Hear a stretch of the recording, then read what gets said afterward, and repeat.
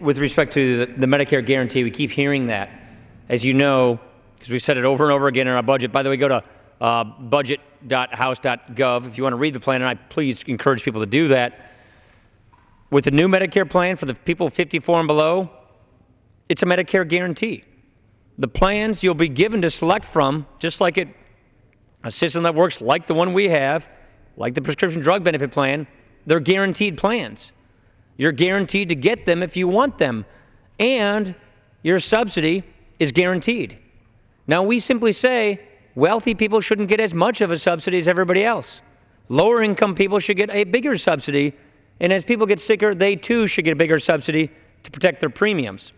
And I would simply say the greatest danger, enemy, threat to Medicare, it's the status quo. Medicare goes insolvent in 9 years. But let me look at this from a different perspective. We've had a lot of debt before in our country. You know, when you buy a house or a car or get a business loan, you get debt. And what matters is how big is your debt relative to your ability to pay it. It also matters is who are you borrowing it from? You're borrowing it from your local community bank? You're borrowing it from your brother-in-law? Fine. Where are we borrowing our money from? We used to lend it to ourselves. Americans would buy T-bills and lend it to ourselves. In 1970, 5% of our debt was held by foreigners, 95% by Americans. 1990, 19% of our debt was held by foreigners. Today, 47% of our debt is held by other countries. Number one is China.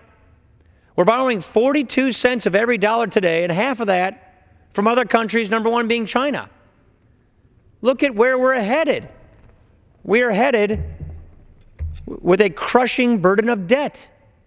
The debt goes to double the size of the economy, then triple the size of the economy, to 8 times the size of the economy.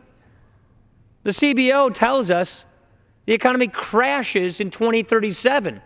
Their computers can't figure out how the American economy can grow past the year 2037 because of the debt burdens. We can't keep borrowing money from other countries to cash flow our government. We are giving them our sovereignty. We are losing control of our own destiny. We are giving our children a debt prison.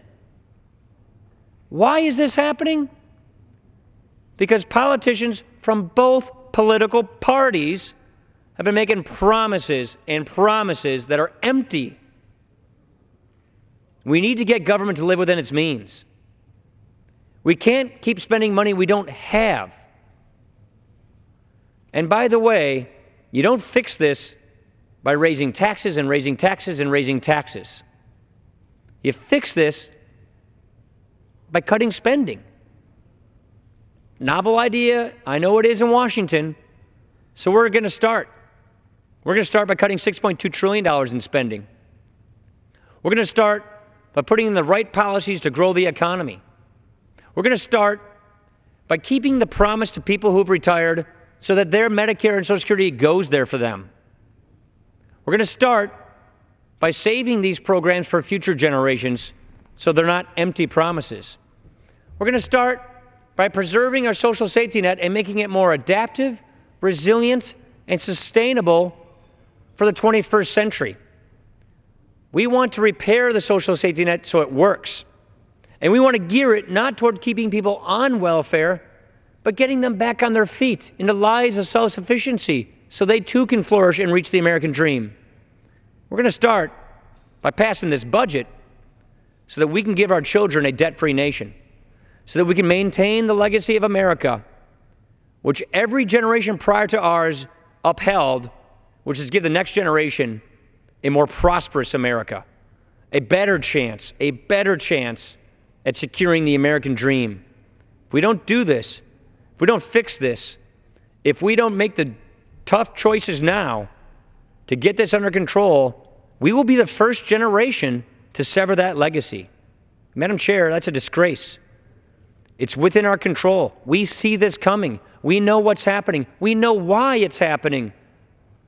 And if we don't fix this before it gets out of control, shame on us. The gentleman's time has expired.